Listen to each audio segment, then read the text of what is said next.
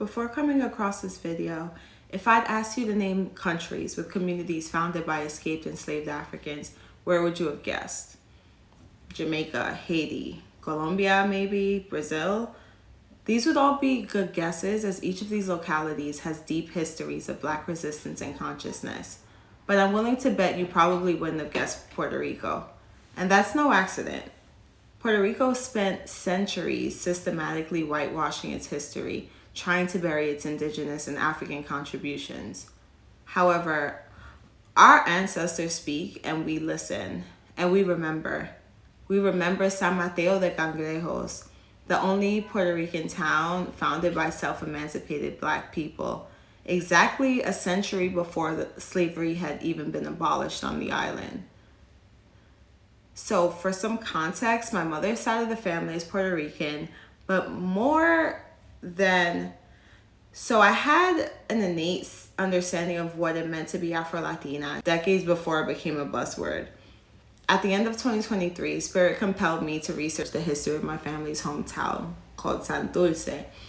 So I do my Googles, and one of the top search results was Gilberto Aponte Torres' pivotal work, San Mateo de Cangrejos, Historical Notes on the Self-Emancipated Black Community in Puerto Rico. And I'm floored, right? Because San Dulce is known as one of the Blacker neighborhoods on the island. It's, after all, the birthplace of Arturo Schomburg, Teo Calderon, Rafael Cortijo, and my cousin Imai Rivera. But I had no clue that there was a Maroon history in Puerto Rico. It turned out that San Dulce wasn't Black as hell by coincidence, but because of its legacy of resistance. At this point, the academic had intertwined with the ancestral, and Spirit was calling me to dig deeper. So I immediately buy the book, read it in 2 days. I tell my mom about it, my sister, my friends, anybody that will listen, honestly. I presented it at a presentation party. I was obsessed. But more than that, I was proud as hell. I intend to expand my research because the more I read, the more questions I had, some of which I share in this video. But for today, I'll do a deep dive of the book. Okay, so let's talk framing. In San Mateo de Cangrejos' historical notes, Aponte Torres focuses on municipal records to tease out not only historical trends, but to create a story of how structural processes impacted and were impacted by everyday people. He believes that the municipality forges, determines, and reflects the character of the people who make and move history. To him, these are not slaves, but Black people who are active agents in negotiation with the colony, rather than subjects to whom things are done. Of course, this approach is not without limitations, namely that municipal records like censuses, tax records, baptisms, etc., cannot be divorced from the power structure they represent. These records thus don't tell stories of who these people were before they arrived in Puerto Rico, what their escape planning process looked like. Another matter of note is that in the English translation, Karen Juanita Carrillo translates Cimarron as self-emancipated rather than Maroon, resting the distinction on the community's relationship to the larger power structure. While I respect Carrillo's differentiation, as Cangrejeros' lived experiences wouldn't have looked exactly like those of Maroons who, by definition, survived and thrived on the periphery of the colonial societies from which they freed themselves, I would caution one against disassociating Cangrejos from Maroon history altogether. Cangrejos should be considered within the history of Black slave resistance, in my opinion, for 2 reasons. The first one being, nothing happens in a vacuum. The same processes that allowed the founding of Cangrejos also pushed the formation of other Maroon communities. And 2, this gives the authorities, both Spain and Puerto Rico, too much credit. Cangrejos flourished not because of, but in spite of the empire. I would actually argue that Cangrejos occupied a liminal space within the Puerto Rican imaginary.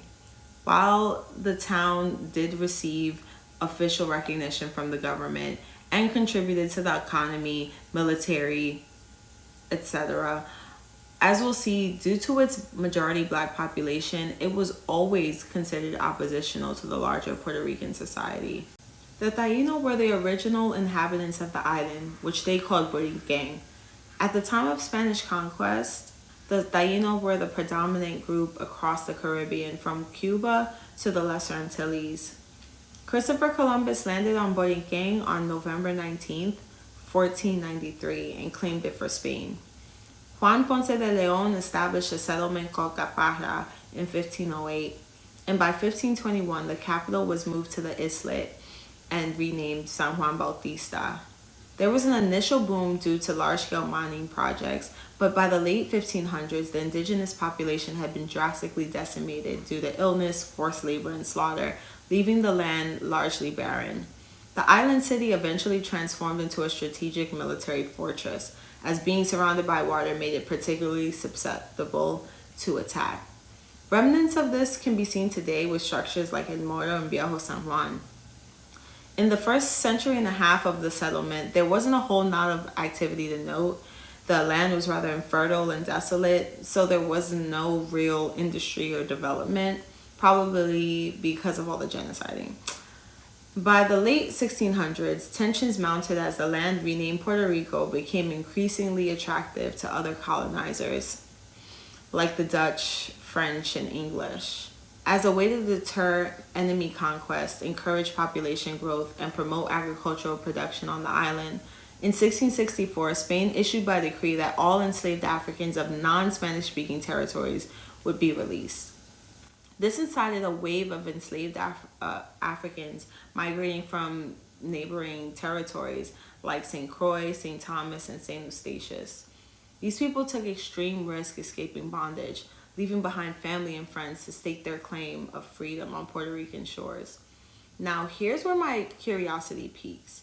How did the news of the decree with the promise of manumission spread to enslaved folks across colonies?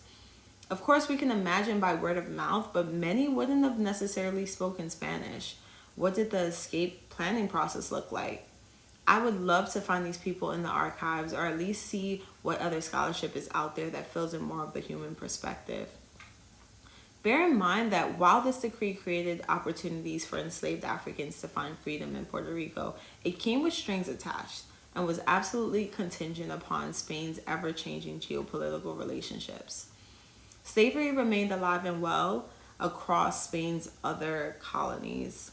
It's recorded that by 1714, Puerto Rico already had an aggregate of 80 self-liberated Africans from St. Croix who had been granted their freedom by the authorities as long as they agreed to be baptized and to remain loyal to the monarchy. Note that this is almost 60 years before the official founding of Cangrejos. The African presence in Puerto Rico runs deep. So even before Cangrejos' founding, when it was just a settlement in Puerta de Tierra, it was already an overwhelmingly black-ass town. Censuses of Cangrejos have described the inhabitants as moreno, mulatto, grifo, sambo, and mestizo, all denoting varying degrees of European, indigenous, and African ancestry.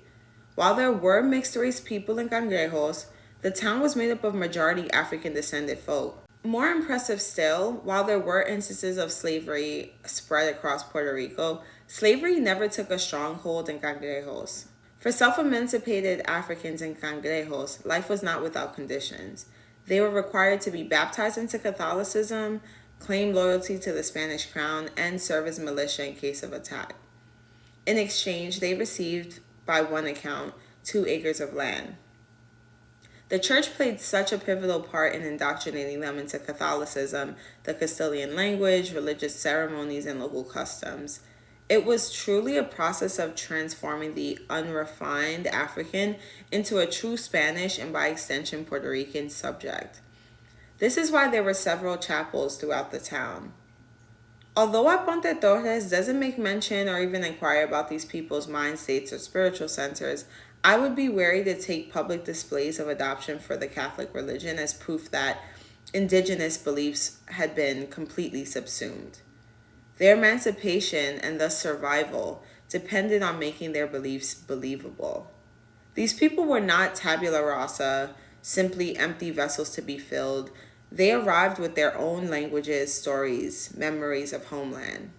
Even when forced to endure the most heinous affronts to humanity, enslaved people refused to give up their gods. So I wonder if there's any archival evidence to suggest that a brand of Afro-Catholicism grew in Cangrejos. Was it something else? Was this something that's been lost to history, or has it just been overlooked unintentionally or otherwise? Close proximity to the capital and the fact that it was practically surrounded by water on all sides made it a key strategic point of entry to San Juan. This is why Spain required that in order to stay in Puerto Rico, Cangrejeros had to raise a militia to protect San Juan in case of attack. Aponte Torres states that by 1759, Cangrejos had already registered 2 troops with 120 soldiers, while there were a total of 66 troops and 5,611 soldiers on the entire island.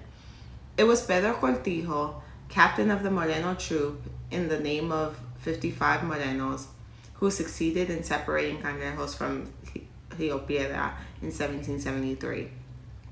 So beyond being one of the founding members of Cangrejos, Pedro Cortijo was also the ancestor of the famous musician and composer Rafael Cortijo, who was also a cangrejero.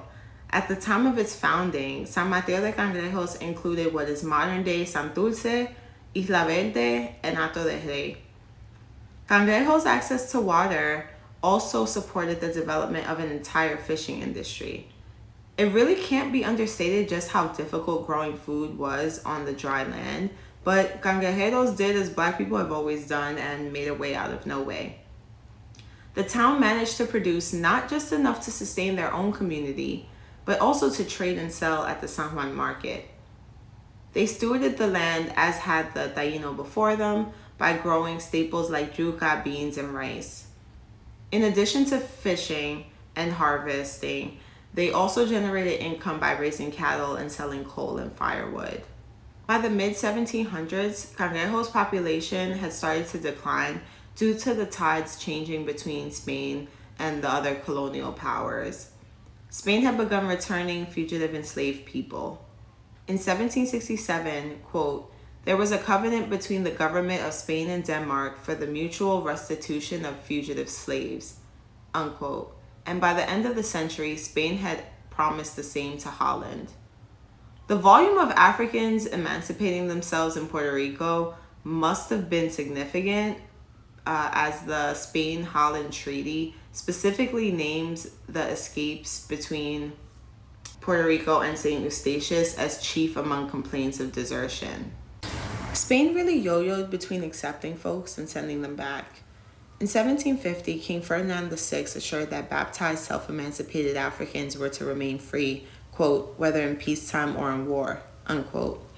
Aponte Torres states that, quote, even though by the end of the 18th century, treaties had been signed for the return of self-emancipated Blacks to their native island, by May 12, 1801, auctions of enslaved Africans were canceled on the island of St. Croix. The auctioneers were refunded, and the refugees were allowed to remain, unquote. The road to self-emancipation was thus an extremely delicate process, one that ebbed and flowed. We can't take for granted that Africans secured freedom by simply touching foot on Puerto Rican soil. It was absolutely conditional and dependent upon Spain's current interests, undoubtedly incentivizing compliance in order to remain free.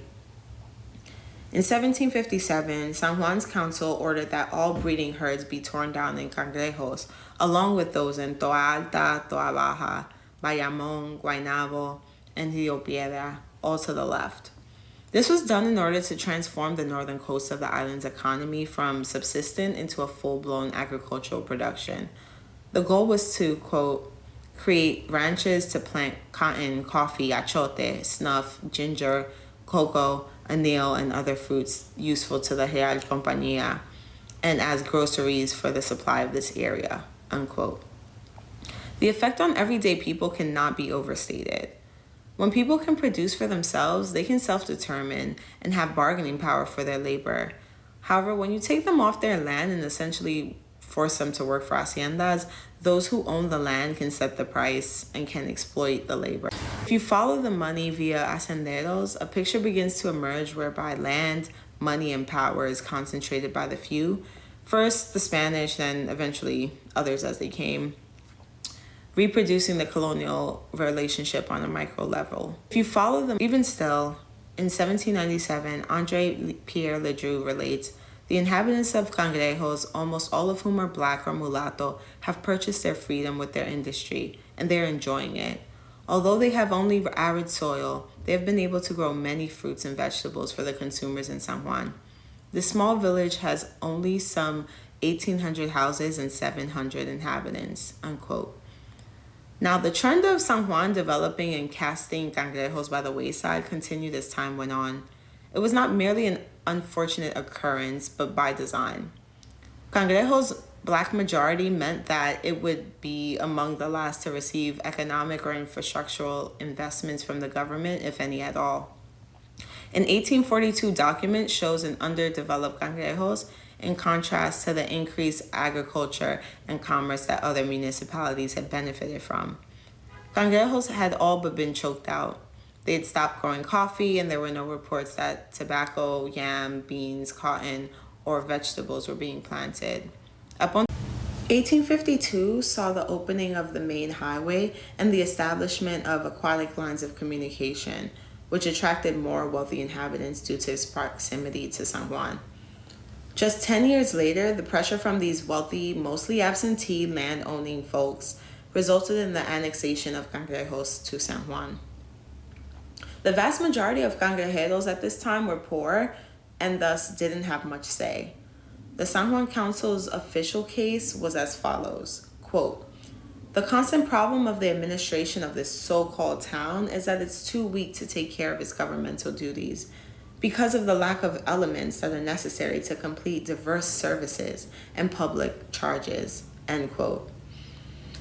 Now, Aponte Torres asserts that racial prejudices played a part, but between calling Cangrejos a so-called town and essentially deeming the administration unfit, I would go further to say that these were in fact racial overtones. Another source blames the fact that the municipal board of Cangrejos was, quote, "almost completely made up of people of color. They could not be relied upon to perform their municipal duties," end quote. Now, it's very telling how authorities stifled Cangrejos' economic potential in service of larger San Juan development, only to blame the town for their stagnation. I would bet that while the official position was economic, this was really white land-owning folks colluding to concentrate power. You can call me a conspiracy theorist, but this is from the colonial playbook we see employed over and over again across time and space.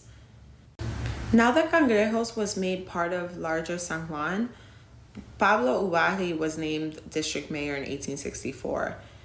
In fact, during the debate, a counselor argued that, quote, "Cangrejos is not currently recognized as a population that's part of the municipality, which is why the law states that it's ruled by a district mayor." Funny, because I thought they were recognized, and now all of a sudden they're not. Very convenient. Anyway, Ubarri was a Spaniard, owned enslaved people, had amassed land and real estate in Puerto Rico, and was president of the Conservative Party.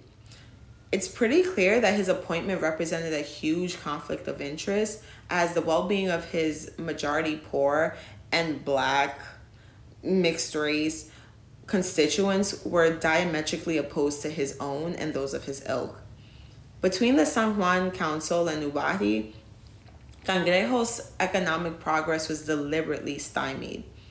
Increasingly through the rest of the 19th century, farming dissolved to make way for urban development. Meanwhile, quote, "the royal treasury still controlled and at times rented out large portions of the land in Cangrejos." So, unquote. So people were essentially losing their own land, but then that land was being rented out. Got it. In 1878, Uwahri got the green light to establish a locomotive between San Juan and Rio Piedra. While Cangrejos is seeing this incredible influx of capital development, which doesn't consider nor does it benefit the majority Black population, just 2 years later, in 1880, the town underwent a name change from San Mateo de Cangrejos to Santurce, after Uwahri's town in Spain, for which he was given the noble count title. Now let me run that back in case you missed it. So this slave-owning colonial settler became mayor of a town founded and sustained by self-emancipated Negroes, systematically disenfranchised them to funnel wealth and land to other settlers, and then renamed it in honor of the colonizer. Y'all, when I say I was ready to fight any and everybody when I read this, okay, so quick tangent. When I got to this point of the book, I kept thinking about how the prolific bibliophile, writer, activist of the Harlem Renaissance, Arturo Schomburg, is always said to be born in Santurce, right? So again, I do my Googles and realize he was born in 1874, which is actually 6 years prior to the rebrand, which means that when Schomburg was born, it was still San Mateo de Cangrejos. So I just find it really fitting and all the more satisfying that Schomburg grew up to be invested in documenting Black diasporic history and was an activist for Puerto Rican independence. Infuriating as this is, it's eerily familiar to the process of gentrification that we're seeing right now across the nation. Like in my hood of El Barrio, once one of New York City's largest Puerto Rican enclaves and where my grandparents settled in from Puerto Rico after World War II, now being so expensive I can't afford to live there. And of course, real estate developers trying to rebrand it from Spanish Harlem to Spaha, although nobody with at least one native Harlemite friend would call it that. I guess there's just nothing new under the capitalist sun. Ciao. So once the trains and telephones came to San Juan, particularly through Santurce, it gentrified rather quickly. Then in 1898, the same year that Puerto Rico transitions from being a Spanish colony to a U.S. colony, Commonwealth, or is it Territory Free Associated State? I just can't keep up with all the semantics. The Puerto Rico Railway Light and Power Company acquired the locomotive company Uwahri established and further ostracized its less wealthy population by immediately deading the locomotives and switching to the then modern cars. The super ritzy neighborhoods of Condado and Miramar were direct results of this hyper-urbanization. The juxtaposition between these neighborhoods and what is now considered Santurce is stark, and it shows the effects are still being felt. So you get a true sense of scale. Aponte Torres writes, quote, in 1864, the wealth of Cangrejos showed it had 922 residents. Among them, there were enslaved people, day laborers, and property owners. In 1899, 5,840 of San Juan's 32,048 inhabitants lived in the Santurce district. At the edges of the Central Highway, the Black population started to be displaced by whites. The rural areas were transformed into urban locations. Workplaces became vacation sites. Eventually, the tobacco industry arrived, as well as the smelting of iron, and Santurce began to be seen as an appendage to San Juan. Since Cangrejos wasn't created with urban planning in mind, the inhabitants found themselves at the crossroads of development. San Mateo de Cangrejos was indeed situated at several crossroads. Firstly, as a town founded by people who had freed themselves from bondage and were able to put down roots because of an empire that itself fueled the slave trade. Secondly, its inhabitants were recognized by colonial and local authorities, yet never fully free from the risk of re-enslavement. Thirdly, Cangrejos was criollo in language and customs, yet, as Aponte Torres points out, quote, With little wealth or population and no urban development, it epitomized the non-Hispanic Caribbean presence in Puerto Rico, unquote. And finally, Cangrejos has wholly shaped the history of San Juan and Puerto Rico at large, yet its existence has been and is actively being erased. This is evidenced not only in the renaming of Cangrejos to Santurce, but also the renaming of Machuchal, one of the town's main commercial roads, to Calle Loíza, as well as the disappearance of neighborhoods like La Parada 21. It's happening digitally as well. At the time of recording this video, the Santurce wiki page notes that the area was settled by free, self-emancipated, formerly enslaved Africans in the 16th and 17th century. Great. Except then it goes on to credit the founding of the town to Basque settlers in 1760. Who wrote this? And it's no coincidence that Discover Puerto Rico, which boasts the title of Puerto Rico's official tourist guide, proclaims that, quote, Santurce is enjoying a renaissance, including an influx of new restaurants, shops, galleries, museums, and more, unquote. But of course won't mention the largely Black population who was displaced in order to make way for the colorful, free-spirited neighborhood. The Maroon spirit of Cangrejos lives on in people like Dr. Lester Nurse Allende, Dr. Marta Moreno Vega, Dr. Jaime Perez Rivera, and the Cepeda family, all of whom protect and uplift the history of Cangrejos and Afro-Puerto Rican contribution. We owe it to the ancestors to keep telling the stories, teaching the traditions, to keep diligently excavating the legacy from the archival tombs. Hey, Earth Mommy here. If you got to the end of this video, thank you so much for taking the time and getting curious and learning something new.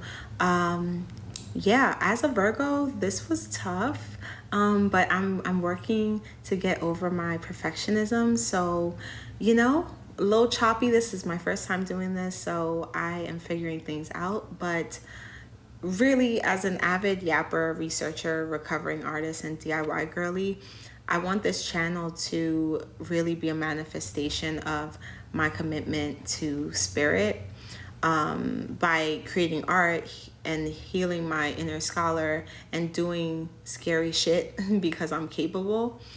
And so are you. So if you've been going back and forth on whether to launch the business, plan the project, make the thing, do all of the above, take a chance, try something new, you need to do it. We need that. We need you to create and to just bet on yourself. So this channel is going to be a repository for my artistic and intellectual musings, where I really want to be able to explore my curiosities and engage on a deeper level with the things that light my fire. So in addition to some long or long-ish form content, I'm also looking forward to putting out some shorter form stuff. Hey, Earth Mommy here. If you got to the end of this video, thank you so much for taking the time and getting curious and learning something new. Yeah, as a Virgo, this was tough, but I'm working to get over my perfectionism. So, you know, a little choppy. This is my first time doing this, so I am figuring things out. But really, as an avid yapper, researcher, recovering artist, and DIY girly, I want this channel to really be a manifestation of my commitment to spirit, by creating art and healing my inner scholar and doing scary shit because I'm capable. And so are you. So if you've been going back and forth on whether to launch the business, plan the project, make the thing, do all of the above, take a chance, try something new, you need to do it. We need that. We need you to create and to just bet on yourself.